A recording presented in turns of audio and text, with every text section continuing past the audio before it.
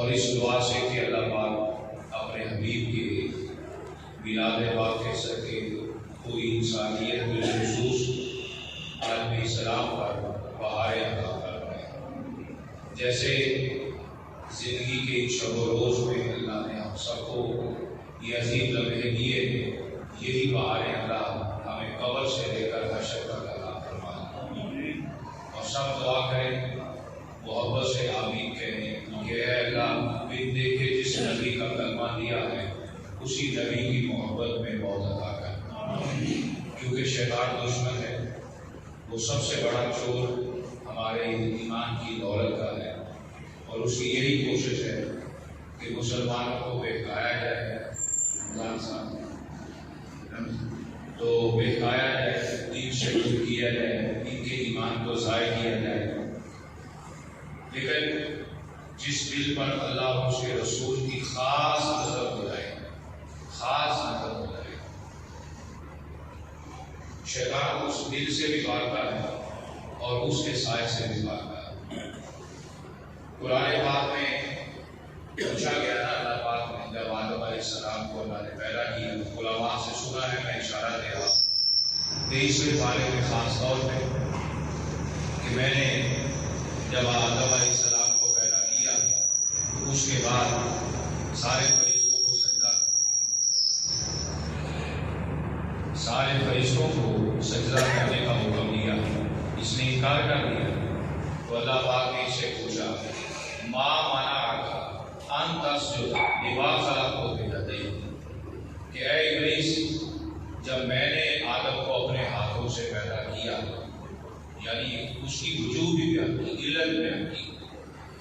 یہ تھوڑا سا ہمارا وقت ہے 25 سے 30 منٹ کے اس وقت کے اندر کوشش کیجیے گا کہ ہم ایک خاص پہلو پہ توجہ دیں، اور جو اصل مقصد ہے ہم اس وقت گفتگو کر کے عنوان گفتگو کو سمیٹ کر اور میلاد شریف کا پیغام کو اپنے دلوں میں اتار سکیں۔ آدم علیہ السلام کو اللہ نے فرمایا کہ میں نے جب اس کو اپنے ہاتھوں سے پیدا کیا، اپنے ہاتھ سے پیدا کیا، تو پھر ماں مانا آکان کا سجدہ، تجھے کس چیز نے روکا کہ تجھے سجدہ نہیں کیا؟ سجدہ کرنے سے تجھے کس چیز نے منع کیا جب میں نے آدم کو اپنے ہاتھ سے پیدا کیا؟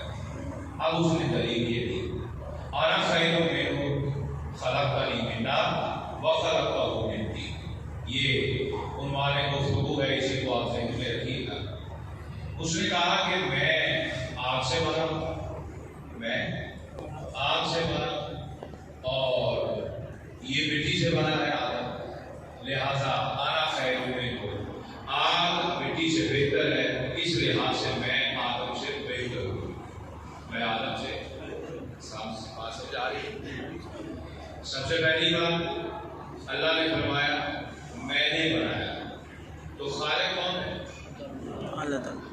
جب خالق سامنے ہو تو پھر مخلوق جتنی بڑی بھی ہو وہ کبھی خالق کے برابر نہیں۔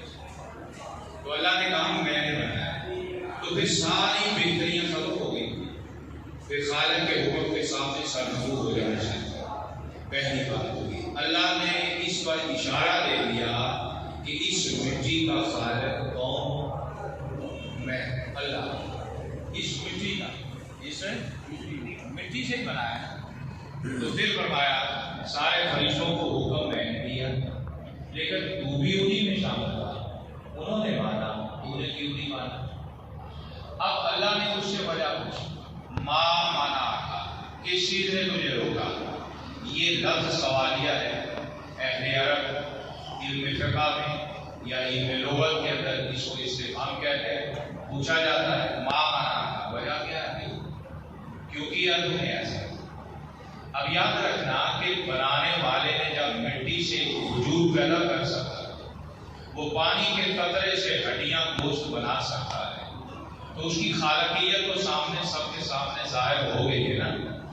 لیکن خالق کو کبھی بھی پوچھنا چاہیے تھا کہ وجہ کیا ہے، کیونکہ جس نے جوہر پیدا کیا ہوتا ہے اس کو اس کی اصلیت کا بھی پتہ ہوتا ہے۔ تو شیطان کو کس سے بنایا؟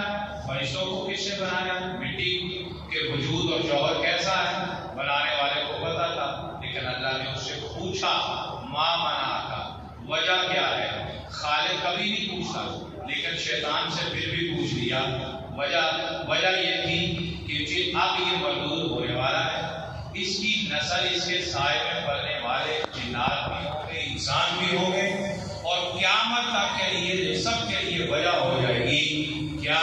کہ رب کی تخلیق اور حکم کا انکار جو کرتا ہے وہ مردود ہو جاتا ہے، اور خدا جسے افضل بنا دے اور اس کی افضلیت پر اگر اس کو سجدہ نہ کرے، سجدہ بمانا تعظیم ہے، سجدہ بمانا یاد رکھیے گا، سجدہ بمانا جھکایا اسی طرح تھا جیسے ہم اللہ کے سامنے جھکتے ہیں، وہ اللہ کی منشا ہے، وہ کیسے جھکانا چاہتا ہے؟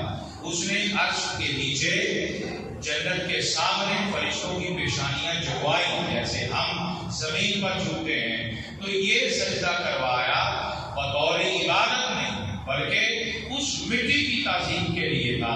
تو پھر سوال کا جواب بھی مل جاتا ہے کہ نور افضل ہے یا مٹی افضل ہے؟ تو جواب یہ ملتا ہے کہ افضل تو نور ہوتا ہے، جنت بھی نور سے ہے، جنت کی لہریں بھی نور سے ہیں، اور بھورے بھی نور سے ہیں، فرشتے بھی نور سے ہیں، تو پھر افضل کو مٹی کے سامنے کیوں جھکایا گیا؟ جواب اس کے پیچھے مل جاتا ہے، وہ ملتا ہے اس مٹی کو نہ دیکھو، اس مٹی کے اندر جو اثر ہے اس کو دیکھا جائے۔ اب پوچھا یا رسول اللہ یہ مٹی میں اثر کیا ہے؟ تو حضرت جابر کو بتایا، فرمایا تھا نا، وہ مشہور حدیث ہے کہ اللہ نے اس وقت بھی مجھے نبی اپنے نور سے بنا دیا تھا کہ وَآدَمُ لَمُنْجَدَلٌ فِي دِينَتِهِ، کہ جب آدم پانی اور مٹی کے گارے کے اندر ابھی گلے ہوئے ہیں، تو گویا کہ عکس اس مٹی کے اندر نور مصطفیٰ کا ہے، دراصل سجدہ آدم کو ہے، تعظیم نور محمد کی کروائی جا رہی ہے۔ نمبر 2، بڑے کے سامنے کبھی دلیل نہیں دی جاتی، شیطان نے دلیل دی، آنا خیروں میں ہوں، میں اس سے افضل ہوں، میں اس سے افضل ہوں، مجھے آگ سے بنایا، مجھے مٹی سے بنایا۔ آج کے بعد سمجھ لینا، افضلیت، اولویت اور عدنیت یہ بنانے والا جانتا ہے کہ میں نے کس شے کو کس حیثیت پہ رکھا ہے۔ بولیے، استاد سبق پڑھا رہا ہونا اور بچہ کہے کہ اس میں یہ حکم ہے، نکما ہے، کیونکہ ابھی تو استاد نے حکم بیان کیا ہی نہیں، وہ خود جانتے ہیں کہ اس کے اصول اور ضوابط کیا ہیں۔ اللہ نے تو بتایا ہے کہ مٹی کو سجدہ کرنا ہے، آدم کے جو وجود ہے اس پتلے کو سجدہ کرنا ہے۔ اب افضلیت تو رب جانتا ہے، لیکن جب اپنی عقلی رائے کسی بڑے کو دے دی جائے تو وہ اللہ کو بھی پسند نہیں ہے۔ بس یہی سے یہ بات ہم سب کے سامنے آ جاتی ہے، اللہ تبارک و تعالیٰ نے خالق دوسرا تو ہے کوئی نہیں، اس مخلوق میں اس نے واضح کر دیا کہ میرے محمد کے بعد کوئی افضل نہیں ہے، لہذا تعظیم بھی اسی طرح ہے جیسے خدا کی تعظیم، جیسے اب اسی پر اعتراض ہوتا ہے کیا خدا جیسی تعظیم ہے؟ یاد رکھنا، تشبیہ اور ہوتی ہے اور تمثیل اور ہوتی ہے، یہاں پر تشبیہ نہیں ہے، یہاں تمثیل ہے۔ مانا کیا ہے کہ اے مصطفیٰ، تجھے صرف خدا نہیں بنایا مگر ساری خدائی تجھے ادا کر دی گئی ہے، تو جس کو خدائی میں افضلیت بنایا ہے نا، تو اس لیے فرمایا گیا تعظیم دونوں کی برابر ہے۔ کیسے؟ کہ اس کے واحد ہونے میں کوئی دوسرا نہیں ہے، اور ان کے بے مثال نبی ہونے میں کوئی دوسرا نبی نہیں ہے۔ عزیزان، ہم تھوڑا سا اس بات پہ غور کرنا ہے کہ ہم تو جیسے ہر جگہ پر ہر جلسے پر ہر مسجد میں یہ پوچھتا ہے، جواب سوال ہوتا ہے کہ جناب ہمارا نبی کے بارے میں عقیدہ کیا ہے؟ آج اس 15 منٹ کے اندر تھوڑی سی یہ بات سن لیں کہ میرے کملی والے کا ہمارے بارے عقیدہ کیا۔ کبھی بڑوں سے بھی پوچھ لیا جائے کہ گناہ گاروں کی آپ کی نظر کیا ہے، ہمارا مقام آپ کی نظر میں کیا ہے؟ یہ تو سارے جانتے ہیں، لا الہ الا اللہ محمد رسول اللہ، کہ جس نے کلمہ پڑھا وہ مسلمان ہے، مگر ہم نے اپنی مسلمانی کا مقام کو سمجھا ہے کہ حضور سید کائنات نے اس امت کو شرف کیا ادا کیا۔ اگر ہم اس شرف کو سمجھ جائیں خدا کی قسم حیا سے نظریں ایسی جھک جائیں، زبان تو درکنار، کبھی آنکھ بھی اعتراض نہ کرے۔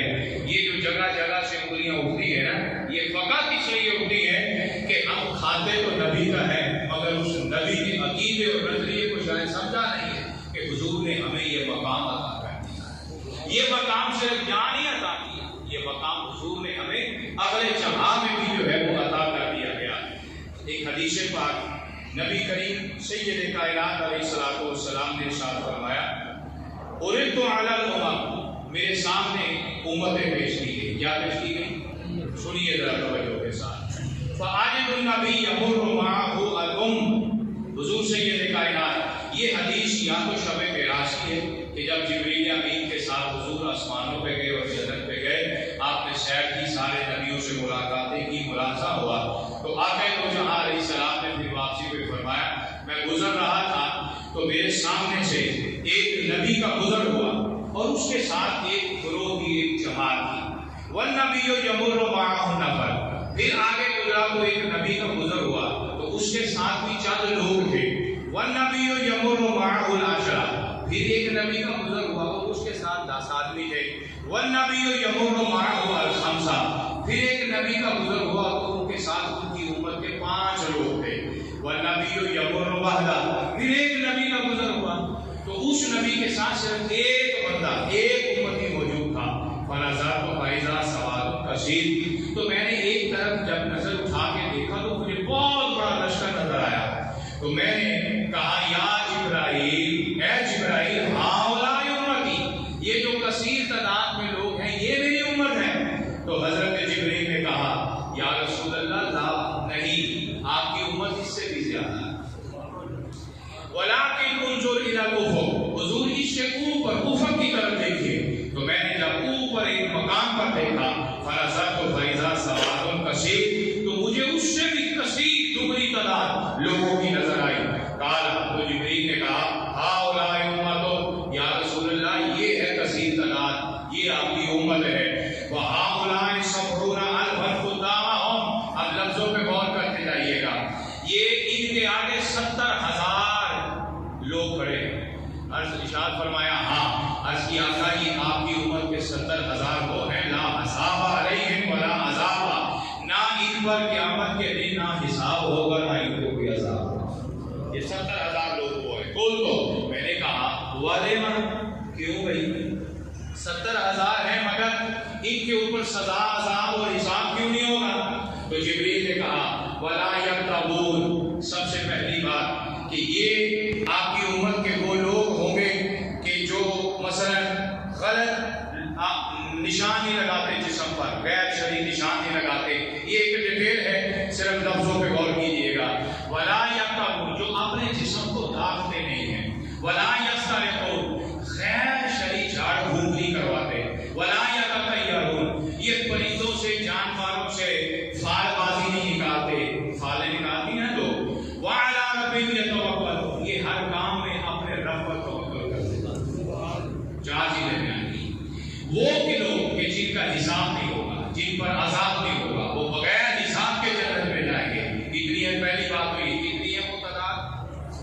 70,000 ہیں۔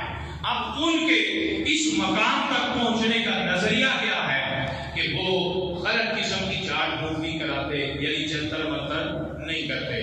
نمبر 2، ولا یکتبون، اپنے جسم کو داغتے نہیں ہے۔ دوسرے لفظوں میں اس کا آسان معنی یہ ہے کہ جس طرح آج انگریز اپنے جسم پر اسٹیچو بناتے ہیں نا، وہ نشان لگاتے ہیں اور وہ ایسا نام لکھا لیتے ہیں کہ جو کبھی زندگی میں مٹتا نہیں ہے۔ کچھ لوگ ہمارے بھی نام لکھا لیتے ہیں، کوئی دل بنا لیتا ہے، کوئی کچھ کرتا ہے۔ یہ جسم خدا کی تخلیق کو داغدار کرنا ہے، اللہ رسول اس سے ناراض ہوتا ہے۔ حضور سید کائنات نے منع فرمایا ہے، ولا یسترقون، یہ غیر شرعی جھاڑ پھونک بھی نہیں کرتے۔ ولا یکتبون، اپنے جسم کو داغتے بھی نہیں ہیں۔ ولا یتطیرون، اپنی قسمت کی فالیں بھی نہیں نکالتے۔ وعلی ربہم یتوکلون، انہیں ملے تب بھی نہ ملے تب بھی اپنے رب پر بھروسہ کر کے بیٹھ جاتے ہیں۔ فقام الیہم عکاشہ بن محصن، حضرت عکاشہ بن محصن سے آپ وہ کھڑے ہوئے، عرض کی آقا کیا 70,000 میں میرا نام بھی آ سکتا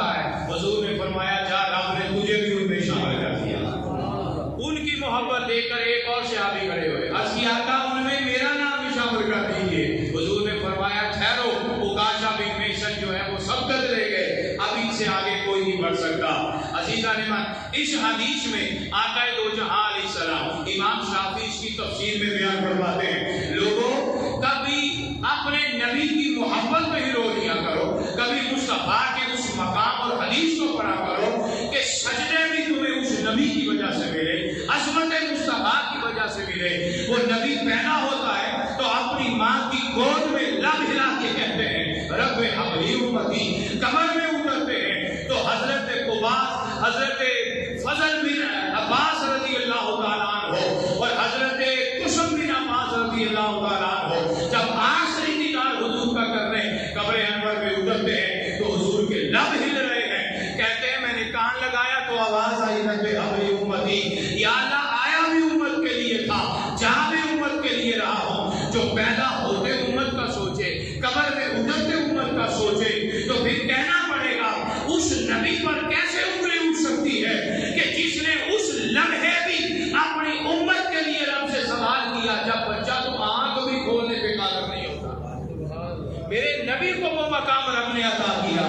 حضرت آمنہ کی روایت مصنف ابن شیبہ سیرت الانبیاء دلائل نبوت امام بہقی دلائل نبوت امام ابو نعیم ساری مرجع دیکھیں جس میں متعدد دلائل اور رجال ثقہ سے حضرت آمنہ رضی اللہ تعالیٰ عنہا کی روایت موجود ہے کہ جب میرا لال پیدا ہوا تو میں جب اٹھانے لگی تو دیکھا میرے لال کے لب ہل رہے ہیں، میں نے کان لگا کے سنا تو آواز آ رہی تھی رب حبلی امتی، جس کا معنی یہ ہے یا اللہ میری امت کو معاف کر دینا۔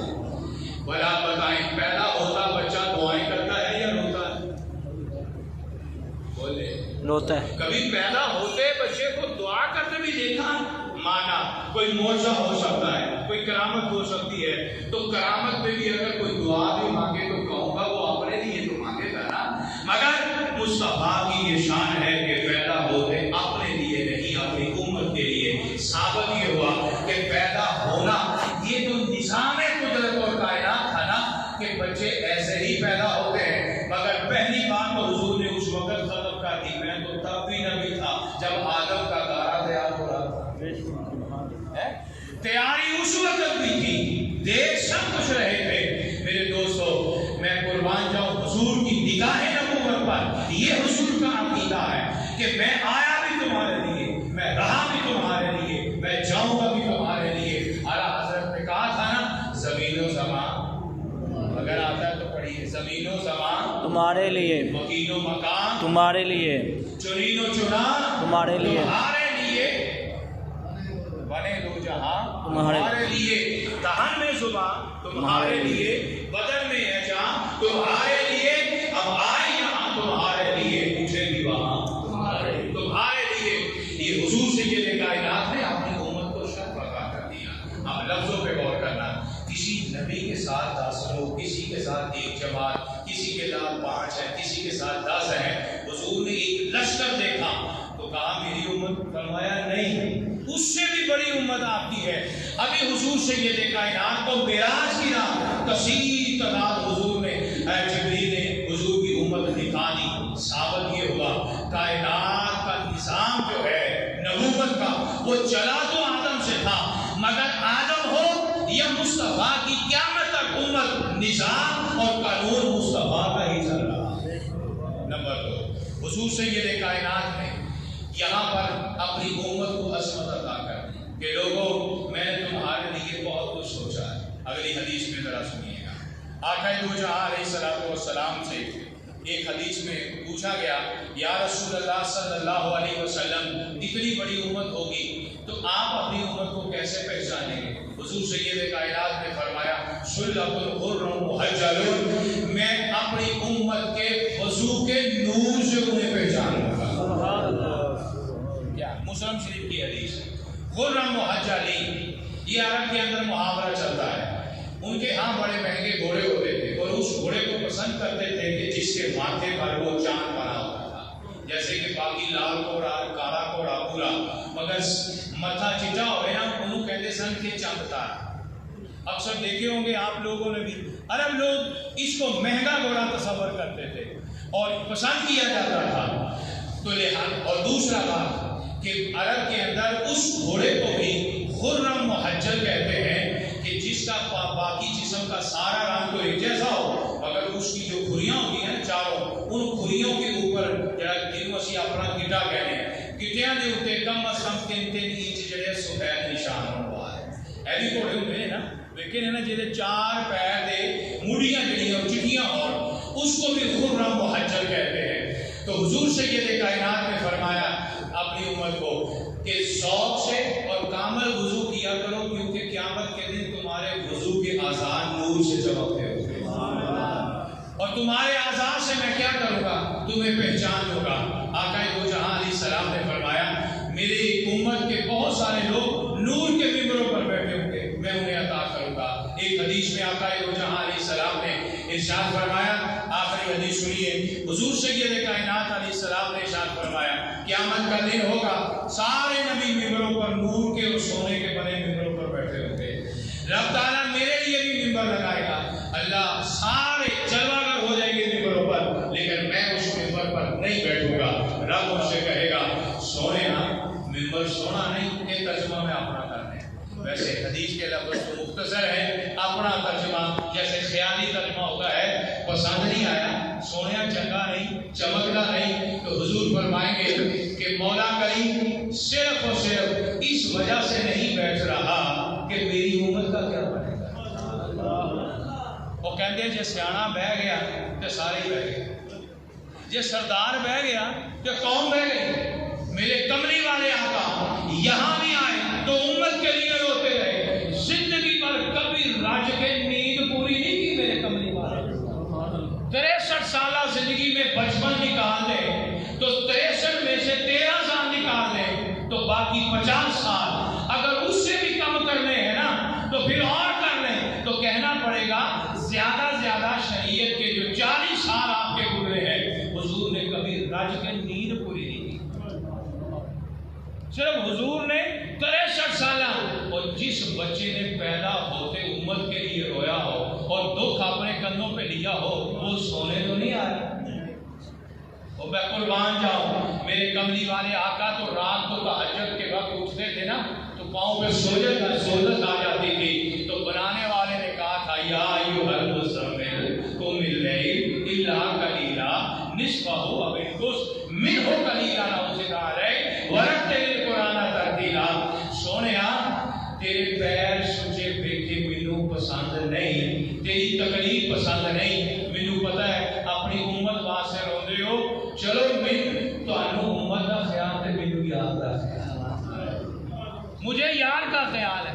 کو مل گئی رات کو قیام بھی کیا کرو اب ان کو سے آدھی رات کر لیں اور زدہ رہے اور کم کر لیں 3 حصے آرام کر لیا کریں. ورتل القرآن ترتیلا قرآن کو ذوق سے ترتیل سے لہن سے پڑھا کریں. یہ بتا دیا ہے گویا میرا نبی لجپال ایسا ہے راتوں کو بھی عبادت کر کے پاؤں میں سوزش ہے اپنے لیے نہیں کیونکہ وہ تو معصوم ہے. روتا وہ ہے جو گناہ گار ہوتا ہے مانتا وہ ہے جو گناہوں سے لتھڑا ہوتا ہے. نبی تو وہ ہے کہ واللہ یعصمک من الناس. محبوبہ تجھے تو میں نے لوگوں کے ایبوں سے بچایا ہے. جس نبی کو رب لوگوں کے ایبوں سے بچائے تو اپنا عیب کہاں لگ جائے اپنا عیب کہاں گیا. نبی کو تو لوگوں کے عیبوں سے رب بچا رہا ہے اپنا عیب کیسے ہے. روتا وہ ہے جسے اپنے عیب نظر آ جائے. یا رسول اللہ آپ میں عیب کوئی نہیں ہے. یرید اللہ لیذھب عنکم الرجس اہل البیت ویطہرکم تطہیرا. محبوبہ تیری اولاد اتنی پاک ہے کہ ہر قسم کی ظاہری باطنی پلیتی میں نے ان سے نکال دی ہے. اگر نبی کی اولاد میں ظاہری اندرونی بیرونی ناپاکی نہیں ہے تو باپ جو نانا ہے اس میں کوئی ناپاکی ہوگی. جس کے صدقے حسن کو مقام ملا جن کے صدقے حسین کو عزت ملی جن کے صدقے فاطمہ الزہرا کو سیدۃ النساء کا لقب ملا جن کے صدقے من کنت مولا ہو فعلی المولا کا درجہ علی کو ملا. یہ سارے مل کے جنہیں پنج تن کہا جائے اور چادر میں لپیٹ کے جو نبی کہے اللہم ہؤلاء اہل بیتی اللہ یہ میری اہل بیت ہے، میں ان سے محبت کرتا ہوں، تو بھی ان سے محبت کر۔ جس نبی کی اولاد کے بارے رب قرآن کے 22ویں پارے کی دوسری آیت میں، تیسری آیت میں یہ فرماتا ہے تیری اولاد کے ظاہری باطنی نجات سے پاک ہے، تو کبھی باپ اور نانا ناپاک ہو سکتا ہے، تو پھر کہنا پڑے گا دعا روتا وہ ہے جو خود ناپاک ہو، تو نبی تو معصوم ہے، تو سوزش کس لیے جلوائی جا رہی ہے، رویا کس لیے جا رہا ہے؟ بس جواب ایک ہی آتا ہے، اللہ میری امت کو معاف کر دے، میری امت کو معاف کر دے، میری امت کو معاف کر دے۔ حضور کا 63 سالہ زندگی بھی خیر اللہ کم، میرا آنا بھی تمہارے لیے خیر تھا، میرا جانا بھی تمہارے لیے خیر ہے۔ یہاں ملاقات ہوئی ہے نا، اب انتظار کرو میری ملاقات حوض کوثر پہ ہوگی۔ کیوں؟ تم پیاسے آؤ گے، میں پانی لے کے کھڑا ہوں، میں پانی لے کے کھڑا ہوں۔ اس وقت کے اندر کثیر احادیث مبارکہ ہے، اگر ہم زیادہ سے زیادہ 1.5 گھنٹہ بیٹھ کے صرف یہ 15 حدیثوں کا مطالعہ کر لینا ترجمے کے ساتھ، خدا کی قسم میری رونق، میری انا ختم ہو جائے گی، اور میں کہوں گا یا اللہ تو نے مجھے اس نبی کا غلام بنایا کہ جس نبی نے میرا یہاں کا بھی سوچا، میری قبر کا بھی سوچا ہے، میرے حشر کا بھی سوچا ہے۔ اور آج یہ یاد رکھنا، وَلَسَوْفَ يُعْطِيكَ رَبُّكَ فَتَرْضَىٰ، جو سورہ دعا میں آپ پڑھتے ہیں، اہل علم نے تو لکھا ہے نا، رب قیامت کے دن امت کو معاف کر کے حضور کو راضی کر دے گا۔ مگر امام شافعی مجھ سے پوچھے بغیر چاہے کسی کو سونا چاندی دے دے، چاہے جنت دے دے، میں تجھے نہیں۔ سبحان اللہ۔ اس لیے حضور امام شافعی فرماتے ہیں مبارک ہو امیروں کو بھی، یہاں اگر تمہیں دولت مل رہی ہے تو یہ بھی حضور کے خزانوں سے مل رہی ہے، کیونکہ حضور نے فرمایا انما انا قاسم، میں تقسیم کرنے والا، واللہ موتی، اور اللہ کون ہے؟ عطا کرنے والا ہے۔ یہ ایک بڑی ڈیٹیل ہے، میں نے تو صرف مخصوص بتائے ہوئے ٹائم کے مطابق یہ صرف آپ کو سمجھے کہ اجمالی تعارف سمجھایا ہے کہ ہم جس نبی کے میراج میں بیٹھے ہیں، لوگ سورتوں کی بات تو کرتے ہیں، نعت بھی پڑھ لی، مذاکرے بھی ہو گئے اور واہ واہ بھی کر لیا، مگر کبھی یہ بھی سوچا کرے جس نبی کے میلاد میں ہم بیٹھے ہیں اس نبی نے ہمیں مقام کیا دیا ہے۔ ہم لفظوں سے حضور کا مقام تو بیان کرتے ہیں، اب حضور سے پوچھتے ہیں یا رسول اللہ آپ نے ہمیں کیا مقام دیا ہے، تو جواب ایک ہی آتا ہے تمہارے لیے مقام اتنا ہی کافی ہے، تب تک محمد جنت نہیں جائے گا جب تم بھی میرے ساتھ نہیں چلے گا۔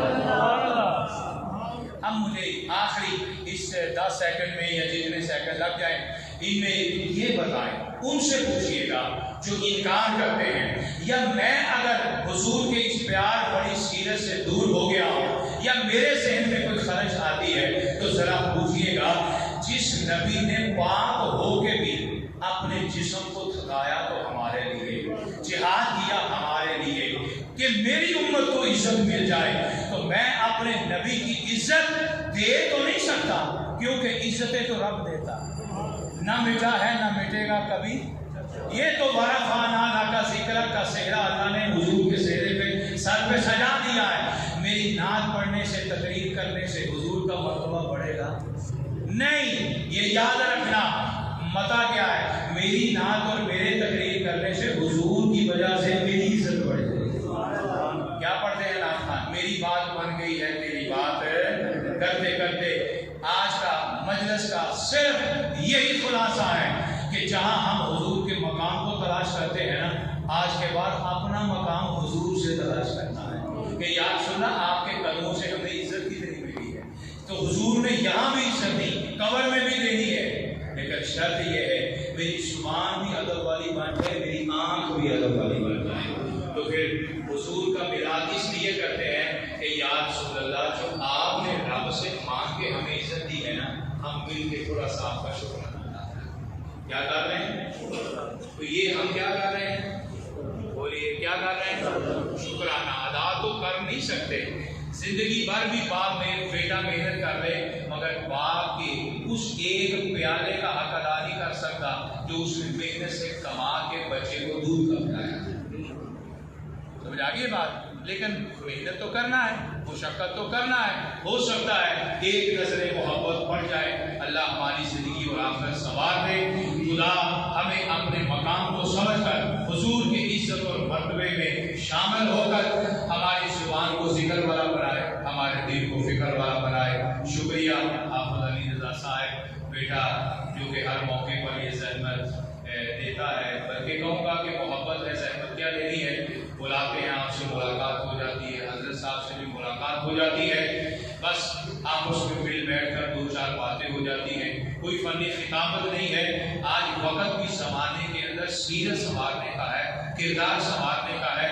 کوشش کیجیے گا کہ حضور نے جو ہمیں مقام دیا ہے نا، ہم اس مقام میں سے ایک ذرہ عمل کا لے لیں. اور وہ کیا ہے؟ ایک پہلا عمل تو یہ ہے کہ ہمیشہ ادب سے رہیں اور حضور کی سیرت کا ایک پہلو اپنی زندگی کے اوپر لاگو کر دیں، کوئی بھی پسند ہو جائے، اس لیے سے کہ یا اللہ ایسا سیرت کا نور چڑھا دے